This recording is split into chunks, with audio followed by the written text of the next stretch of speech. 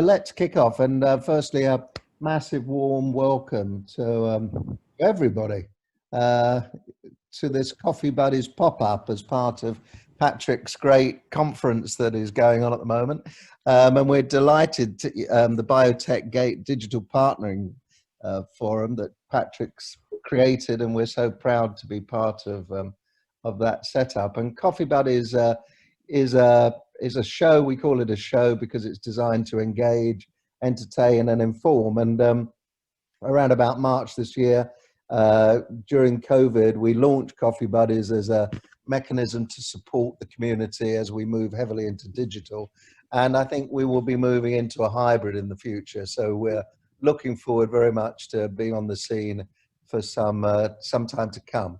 And as I say, we're a life science community. We meet regularly, and our philosophy really is to engage people in conversation. So this format that Graham, who's the executive producer, I'm the thought leader. I'm by background many things, but pathologist, many times a CEO, interested in drug hunting, and I work on scaling and strategy with businesses. Graham is an ex-publishing guy and media guy, and between us, we like to run these shows. And I mean, we're really delighted today that we have as our knowledge partner KPMG, and KPMG is kindly going to, in the guise of a very nice man called Chris, give us a talk on Asia and what's happening for life sciences in Asia. And I'm going to talk to Chris for approximately 15 minutes or so. Graham will keep us on the straight and narrow. Graham, what happens after that, my friend? Well, we're going to then break people out into rooms. So if you've got your cameras on, you've got to have a chance to have those serendipity meetings. You never know who's in the room. And we want to encourage those chance meetings during the event as well. And that's one of the feedbacks we've had all along, is that people, they miss going to the events. And one of the reasons they miss going to the events is they all have a positive intention to bump into somebody who's going to be the most important person in their life. So they miss the coffee break. So this is our attempt to produce a virtual coffee break. So I'm going to go straight on to Chris. And Chris, welcome to this event, and welcome to the Coffee Buddies. And maybe you can introduce yourself and tell us what you do and who you are. Sure. Well, first of all, congratulations to you and Graham on the Coffee Buddies initiative. I think, as we talked about before, is just great timing to keep the network connectivity going. And while it's challenging to not be able to get together in person, there are some new benefits, I guess, such as doing things borderlessly, right? So we can be able to share ideas from anywhere in the world. So congratulations on that. I would also like to say thanks to Patrick for this partnership, not only in the forum itself, but the report we'll talk about today was, we've done many versions of it around the world with Patrick and his team. So I just want to say thanks to him as well. And just for myself, so I'm the director of KPMG's healthcare and life sciences practice based out of Singapore. So I'm covering the Asia Pacific market. So that's all the way up to China, Japan, over to India, down to Australia. We have basically two sides to our business. So one is we work directly with countries, with governments, with hospitals, with payers on their reform programs. So a big thing here that I'll talk about today is the implementation of universal health coverage programs. So we work on that side of it. And then the other side of our business is then supporting the pharmaceutical and medical device companies with their strategic market access programs. So you can see how these two things kind of connect to each other. And I've been KPMG for 10 years, always in healthcare life sciences, including a time I spent in the UK. I was based in the UK for a while. And before that, I'm from the pharmaceutical industry myself, so ex-big pharma. So thank you. Fantastic. So your title of your talk, Chris, what's the title of your talk? Yeah, I guess there's two schools of thought going into this title here. One is the report that we've just released, which I'll talk about in a minute, which is basically helping biomedical sciences companies who want to enter the Asian markets with what is the strategic advice around setting up operations, whether it be commercial, R&D, manufacturing, et cetera. So I'll touch on that. But also, you know, aside from the kind of tactics around that aspect, you know, what have just been my learnings with supporting the inbound and outbound access initiatives of biomedical sciences companies. So I'll talk a little bit about that as well. And the word navigating, I think, is an interesting word because it's seafaring connotations. But one of the things that, I mean, do you think that people need somebody to help them find, you know, to map out Asia, to understand what's going on? And I mean, with the word navigation often comes, you know, something people are frightened about, something they don't know about. Is that something that is in your mind when you use this title? For me, I don't have that connotation. Of course, everyone can be their own. For me, it's more about exploration, right? But I looked at the RSVP list. Of course, we only have a few people on today, so maybe they can talk about, you know, where they're coming from and joining this. But it looked like quite a number of kind of biotech startups, investors who are primarily in the Western markets. So, you know, I guess my goal here today was to help them break down the Asia Pacific a little bit and what are some tactics for, you know, how to get set up here, how to access the markets. I think there's a tendency sometimes to look at the Asia Pacific as a homogenous kind of place, but actually it's quite far from that. So I'll be speaking about that today too. Fantastic. Let's have your first. I'm a bit more optimistic about it. You know, I don't think of it as fear. I think of it as the great opportunity that's in front of us, you know. Excellent. Let's move on to the next slide. Sure. Before I do that, can I try something? Yeah. I know we don't have a whole lot of people on today, but I wanted to kind of get the interaction going right up front. So part of the reason I ask this is to get the interaction going. Part of it is just to see where people's knowledge of the Asia Pacific is. So if you look at this picture on my slide, if you can either open up your mic and say or put in the chat, can you please tell me what city that you think this is? And it's Christina, Tony, Graham, I've already told you, so you have to be patient here. But for Annalie, Nikhil, Patrick, if you want, where do you guys think this is? You can put it in the chat or you can say it. Don't be shy. Come on, Patrick. You live in Singapore. I'm just trying to see if I recognize any of the buildings. I would say it's a Chinese city that probably is not so well known, but it's not Hong Kong. It's not Bangkok. I couldn't tell you. I hope it's not Singapore because I used to live there and it was totally different. So changed a lot. Nikhil, by the way, who's our colleague, KPMG from India, who will be presenting, I think, later this week he's on. So he says Singapore. Annalie, what about you? Any guesses? I know it's 1 a.m., so that's not really fair to... It's not Japan. I lived in Japan, but it seems to me that it's Chinese architecture. Probably Hong Kong, I don't know. Yeah, usually when I ask people this, I either get something in China or Singapore. That's the most common answers I get. It's actually Jakarta, Indonesia. okay. So I think oftentimes people are surprised at how much development has gone on. And I like to use Indonesia as a bit of a microcosm because Indonesia is 300 million people. It's the same size as the United States. So I think, you know, just an appreciation for the size and development of this part of the world. That's the messaging I kind of want to get out of today, you know. Sorry, Tony, didn't mean to. Let's move on. I think it's a really good point, Chris. And I think again, there's a sort of a bit of a block in people's thinking about, unless they actually go there, what is it that this Asian market is? So let's move on, Chris. Okay. So just quickly, a bit of a kind of shameless plug here for our report that I mentioned, but I hope of use to the people who joined this call. I presume you joined because, you know, it sounds like some of you already have experience in Asia, but you're interested in the Asian markets. We have for years with Patrick and with my colleague Christina, who's on the call as well, produced what's called a life sciences site selection report for Europe.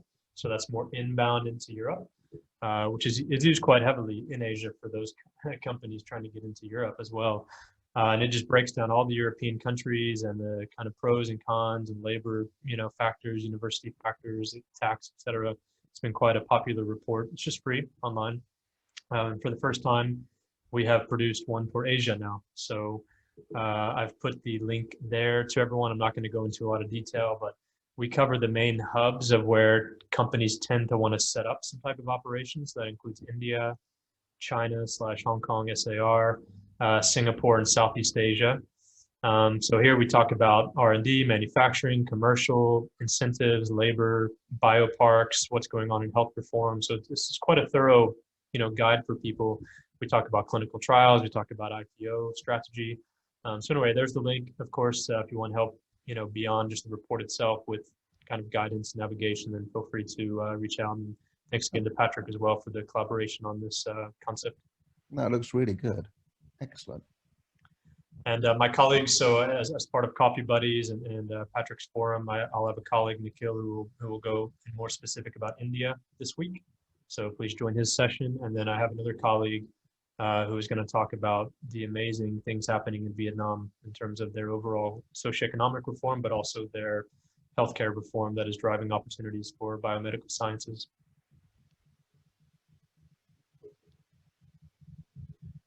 Okay, let's move on to the next one.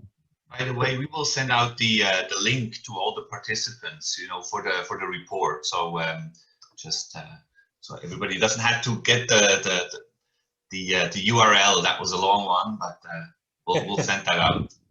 Yeah, right. Sounds good. Okay, so what I wanted to do today with my talk is a little bit of contextual setting about what are the major themes in this part of the world, including a deep dive in Singapore, where I'm based, and then I will conclude with 3 takeaways or pieces of advice that I will have for people on this call. But of course, we can stop along the way, and I'm sure Tony will interject and ask me questions anyway as I go. So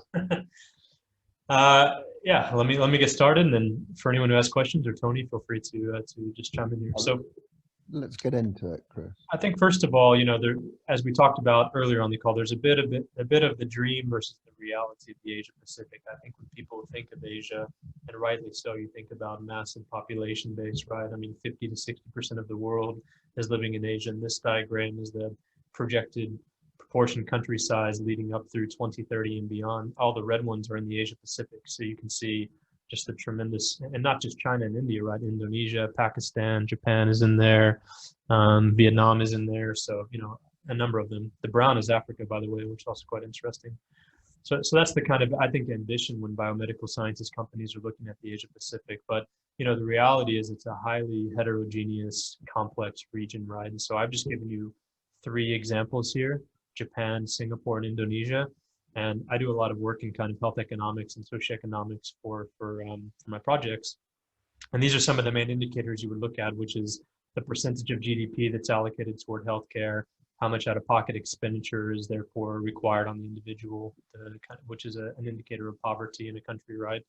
There, and then subsequently, what is the life expectancy and how much coverage does universal health coverage have for that population? So you can see a country like Japan, which is OECD, right? It's kind of on par with what you would expect in Europe, about 10% of GDP, very controlled out-of-pocket expenditure, one of the highest life expectancies in the world, and practically a full UHC program, right? But even then you come to somewhere like Singapore, and it might surprise you, the statistics, because Singapore is a very mature economy as well, high quality health system, high life expectancy, but they spend exactly half of the recommended average of their GDP on healthcare, right? And I'll talk about this in a little bit. It's a total philosophical difference out here, which is the responsibility of the individual in helping to drive healthcare as well, not just complete nationalized health system. And Singapore still manages to carry its own weight, of course, a very small population base, right? But then you come to other places like Indonesia. We talked about Indonesia earlier, 300 million people. But like many countries in Asia, they classically underfund healthcare. I mean, most countries in the Asia Pacific region are spending less than 5% of GDP on healthcare. And you can see life expectancy at 71 years, so a full 10 years behind what is in other parts of the world. And through KPMG's work with like the World Economic Forum and stuff, for example, we found that for every average year of life expectancy you can increase, the return to GDP is about 4% contribution. So, you know, a full 10 years behind life expectancy, they're missing out on serious socioeconomic opportunity, right? And also, as you would expect, very high out-of-pocket expenditure. So when I work with governments, I mean, the message really is health is wealth, right? You invest properly in your society and the health of your people, you lower the out-of-pocket expenditure, increase life expectancy that will pay economic returns, right? But unfortunately, in many, the largest countries in Asia, you'll find them looking quite similar to Indonesia, which is very low expenditure and poor health outcomes. I mean, as you're talking, Chris, I mean, I'm thinking geopolitically, I can understand all this, but I suppose I'm starting to inquire in my head, if I was a biotech sitting in Welwyn Garden City in the UK, would I be interested in this? And if I'm interested in, you know, why should I be interested, and why, and what's maybe stopping me being interested? I mean, maybe just one statement to say that I think we often thought as China and Asia as enabling countries. Now we're thinking of pricing. We're thinking of you know, market access. We're thinking of things differently.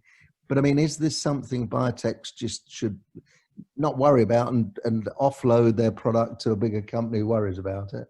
Or should I, as a smaller, you know, a smaller company, actually get their act together earlier? What's your thoughts? And I'll give some more specific examples of this a little bit later, recommendations, but I think the short answer is there's plenty of opportunity, right? It's just about having a different mindset to go into the markets. You know, what has worked in Europe or US is not going to work in the Asia Pacific region from a pricing perspective, you know, from a bundling of your product with patient pathway services perspective. So I'll talk a little bit more about this, but I'm still optimistic. If I were a biomedical sciences company, I would still look to this region for advancing clinical trials, finding new genotypes, unlocking huge population unmet need. But price points are going to be lower, you know, reimbursement pathways less clear, out-of-pocket expenditure expectation higher. So it's just a different way of thinking, you know. Yeah, and it is navigating the complexity, isn't it? As you said. Pick the right title. Yeah, that's right. So sorry, carry on. Okay. Yeah, and this kind of gets into my point that I wanted to make, which is the basis of a lot of the work that I do, whether it be on the health, you know, care provision side or on the strategic access to pharmaceutical products or medical device products, which is public-private partnerships are key. I mean, you know, at the end of the day, a lot of the health systems here still are nationally driven, for better or for worse, in the way they're designed. And the way to, you know, get access to the market, get the price points you want, be commercially successful is through public-private partnerships. And this diagram is relatively simple, but I use it all the time. It's from some work we did with the World Innovation Summit for Health, which was saying, we asked governments all around the world and we said, what is the appropriate role of the private sector in care provision, right? What do you think? Because many of them have this ambition of achieving universal health coverage by 2030. That's the United Nations goal, but they can't actually get there themselves. You know, they'll need the support of the private sector. So we asked them, what is the appropriate role, right? So most governments still believe at the top there of the diagram that it's their responsibility to design and administer healthcare. So most of them don't want to move to the US model, for example, which is overly privatized. But most of them view sort of technology innovation companies down at the bottom, right, which is they're a products and supply chain company, right? They make stuff and they distribute it. I think to look at the markets differently in the Asia Pacific is how you move up this chain a little bit into some of the other areas, right? So even if you're a products company, even if you're a biotech company, what kind of service provision can you offer? Could you run a lab? Can you have some type of digital health, you know, solution? Can you do a companion diagnostic to complete the pathway?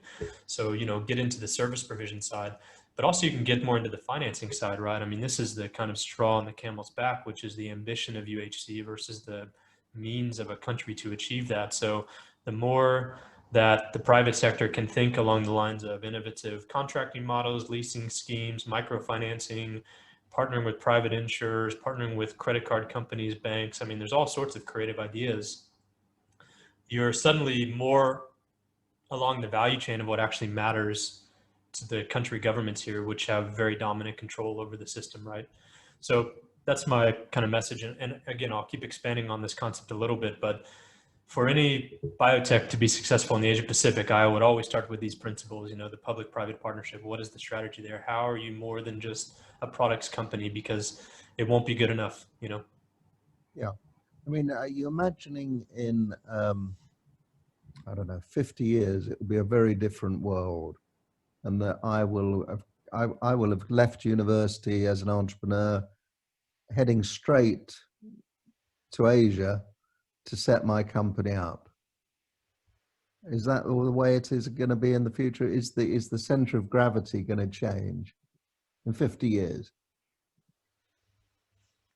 Yeah, I mean, I still think the running school of thought at the moment is that it's still better to, you know, have validation, have your initial price setting in the mature markets of the West, you know, launch in Europe, launch in US, run your course on the path and get the price points that you want. And then, you know, as you come toward expiry or start looking at new indications, then you can come out to the East, right? I mean, I think that's still the running school of thought, because as there is more transparency around pricing, Right. you will no longer get away with, let's say, starting your price point in the East and then going to US and setting a higher price. That may not work anymore, right? Yeah. Now, you could argue in but 15, 20 years. Yep, okay. I mean, is it possible there will be some disruptive, because of market size, because it's so huge, isn't it? I mean, is it possible there will be some like Uber thing going on in the markets of Asia that would change the way, because the way you've painted it, which is that, you know, get everything established in Europe and then this is the end thinking, is a lot of what's been going on for years. And I'm just intrigued and curious whether there's going to be something disruptive that's going to change all of that, or we're just going to. The second half of where I was going with it is, you know, that's the running school of thought still. So I don't want to dispel to people that that's not a viable near-term strategy, because I still think it is. You know, in fact, most of the innovation that's happening in Asia, the first thing they're trying to do is get to the U.S. That's their beachhead, you know, because the price points are higher. So it's still a viable strategy. But if I had to look forward, you know, 15, 20 years, I think to some extent, and not to be offensive to people on this call, but the sail is already starting to set on Europe, you know, a little bit, because there has been so much price pressure that the volume game in Asia is suddenly starting to be more attractive anyway, right? But I think what's still kind of keeping Asia a little bit at bay are the price points in the US. So the day, which I do think is coming personally, I'm from US, I think the day will come where the pricing won't be what it has been for the past decades. And I think at that point, the smart companies will be those that had played the Asia game sooner. Because even, for example, if you look at what's going on in China in immuno-oncology therapies, you know, very advanced therapies, companies are giving a 50% discount. It's their first market. You know, we're launching a CAR T in China right now for a US multinational pharmaceutical company. They picked China first. They give a 50% discount, but the volumes, you know, are just mind-boggling, right? So they're playing a bit of an early game here, and then they won't be able to go back to US and probably get the price point they want. But my crystal ball would say that in 15, 20 years, I think that will be the strategy, because the pricing model in the US will have been disrupted. Interesting. Very interesting. We're going to have to prepare for that, aren't we? My goodness, that's going to be a different world. What other things have you got to say, Chris, about this? Yeah, just one last kind of thing here, and then, you know, I'm happy to kind of give a few pieces of advice as well. So one other report, I won't go into detail, but it's kind of along these themes that we published in March that people might find quite interesting, is the sustainability of health system financing in the Asia Pacific. So we've done this for Southeast Asia, but now it's an official World Economic Forum project across all of Asia Pacific. So there'll be more papers coming out. But, you know, a lot of the countries here are marching toward 2030 to achieve universal health coverage. The point of this paper is even the design of those programs is not in and of itself sustainable. So we're looking at all kinds of creative financing models, like crowdsourcing, microfinancing on specified, you know, orphan disease areas. So again, I won't go into detail, but I think that's also a nice kind of report for people. And I thought as well, maybe I just kind of touch on Singapore for a few minutes. That might be of interest. Yes, please. So I just wrote it down here, a few things that I wanted to mention. Biomedical sciences in Singapore has been the single largest investment tranche for the past cycles, you know. So it was in the last cycle, every 4 years they do the investment tranche cycles. It was for the last 4 years. They've just announced over the past few weeks, there will be another $20 billion investment program for the next 4 years. So Singapore is still boldly moving ahead in biomedical science. It's a great place to set up business, do your trials, partner with local innovators here. As a result of COVID as well, the whole country is pivoting toward healthcare as a kind of business for people to get into. So they're planning to create 10,000 jobs, new jobs by next year, purely in healthcare, you know. So I think that's the vibe of Singapore. One thing about Singapore that I kind of touched on earlier about this balance of why they don't spend as much of their GDP on healthcare is because of the individual accountability aspect. Singapore is still the only country in the world that has a nationalized health savings account scheme. So what they do, you might be familiar with HSAs through private insurance, where you would, rather than, let's say, claiming for every procedure or product that you need, you have a bucket of funding that you're contributing, and then it's kind of like your bank account. You decide how you want to spend that, right? So it puts a level of control for yourself on how you would spend your healthcare resources. Singapore is the only country in the world that has nationalized this. So as part of your social, you know, tax contribution, you actually create your own HSA. So they very heavily put emphasis on the individual here, you know. And starting in 2015, as with many countries with the aging crisis, right, now starting at the age of 30, you have to contribute to your elderly HSA. So it's kind of like a sub niche bucket that is specifically allocated for once you become elderly. It was starting when you were 45, 50, but now they're starting when you're 30 to give you that kind of buffer runway, right? So it's very kind of forward thinking. Yeah. Yeah, go ahead, good. No, I think I was just fascinated. Say, carry on, my friend. Just a few of the things that people might find interesting. So there is no price control in Singapore on medications. Whereas most of the Asia Pacific, this is a big deal because they're trying to save money. Singapore realizes that it's such a small population. They want to be a place of clinical trials and early access of novel therapies, right? So there's no price control. They're really keen on this war on strategy. I don't know if you ever heard of the Singapore war on diabetes, but they gave every citizen in the country a Fitbit.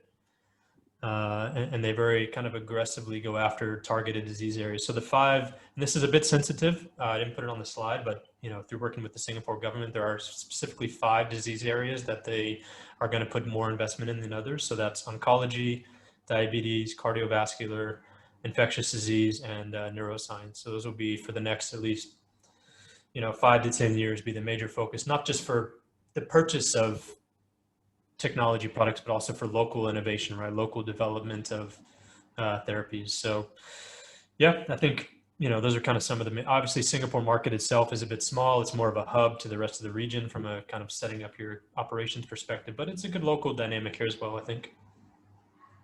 Yeah, I mean, just one last question then, Graham, maybe with 6:33. So, well, we're 6:33 in London. We can move to our next phase, but I mean, just the dreaded COVID, what's it doing to, or what has it done? I mean, everyone in our Coffee Buddies regular get-togethers, it's been a catalyst of existing strategic directions. Now, is there something about COVID as catalyzing something in Asia? What's it catalyzing? Well, many of the countries are facing economic decline as a result of COVID. I mean, they're not, you know, uniquely protected in some sense. A lot of the countries in Asia, I think, have done very well in all of this. Partly it's because SARS is a recent memory here, right? Less than 20 years ago, all of the country leadership and people went through SARS, so it was a bit of a fresh memory. But you know, Vietnam, even in Singapore, we've had 50,000 cases and 26 deaths. I mean, the death rate is so low here. So I think you know, there is economic loss, but overall they've fared fairly well. And I think on top of that, there's, as I alluded to earlier, there's still a lot of investment going into biomedical sciences. They believe this will be the future. They're creating new jobs in this space, a lot of pivots, a lot of companies that were in one therapeutic area and are now in infectious disease or weren't even operating in healthcare and now have taken whatever they were doing before and made it work in healthcare. So I think it has been a catalyst, but you know, there is economic loss here. I mean, not to be kind of, you know, misrepresenting on that side. So if you were just finally, Chris, if you were a biotech CEO, and if I was a biotech CEO, and I said to you, Chris, 3 things I should consider from all this huge amount of this wealth of analysis and thinking, what would be your 3 top things? Very good. My last 3 things, and then I'll I'm good at Very this. good. I think in the essence of time, you know, I had made some examples, but in the essence of time, I'll just kind of speak at a high level. And of course, we can discuss these further. So I think, first of all, you know, understanding this balance of countries in this region that are trying to achieve their universal health coverage goals, but that are not going to hit the 10% of GDP expenditure. They never will, right? So you have to kind of, a false step that I see a lot of companies trying to come into the regions and say, oh, well, they don't spend enough, you know, and they advocate for government to spend more in their therapeutic area, their disease area. But the reality is, it's about the efficiency game, right? Spending 5% of your GDP on healthcare in China is absolutely massive. So how can your company, you know, utilize the resources that are there for whatever you're trying to achieve? So I think you have to have that mentality coming in of the efficiency game, respect for the transformation that's going on, instead of putting the blame on lack of investment, right? So that's one thing. Kind of related there. Number 2, I think a lot of people can get frustrated by what I call the paradoxes of operating in this region. So the implementation of universal health coverage will bring $2 trillion of investment, but still less than 5% of GDP, right? 50% of the world lives here, but less than 25% of, you know, pharmaceutical product sales are here. So you have all these paradoxes, right? And, you know, you can't get frustrated by that. You just have to practice what I call dilemma thinking, which is if you got these kind of 2 axes of ways of looking at the world, how do you operate more in the middle instead of trying to influence fully one side or the other, right? And again, I can give more examples of that. Finally, what I would recommend is, and I think this is true globally, but it's very true in the Asia Pacific, is you have to work as an ecosystem. I mean, private insurers, telco companies. I mean, one of the biggest voluntary insurers in Asia for healthcare is a subsidiary of a telco company, right? Because everyone's walking around with their phone in their hand. So, you know, funds, maybe even working with your direct competitor, right? I mean, you have to think more like this to break open the market a little bit. And there's some markets where you want to take a little bit more of an offensive approach, you know, maybe lower your price point, go a bit more aggressively.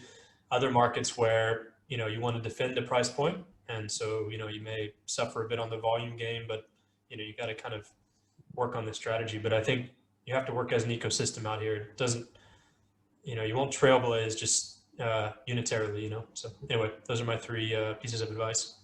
Yeah, Well, I've got a quick question actually. Yeah.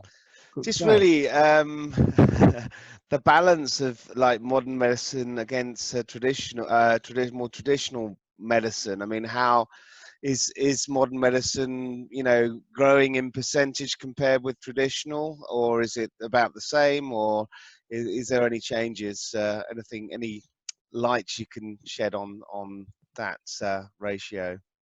Yeah, I think kind of 2 answers to your question. One is the health transformation going on in many countries in the region is about providing the same amount of resource to more people. You know, it's not about investing more in fancy technologies.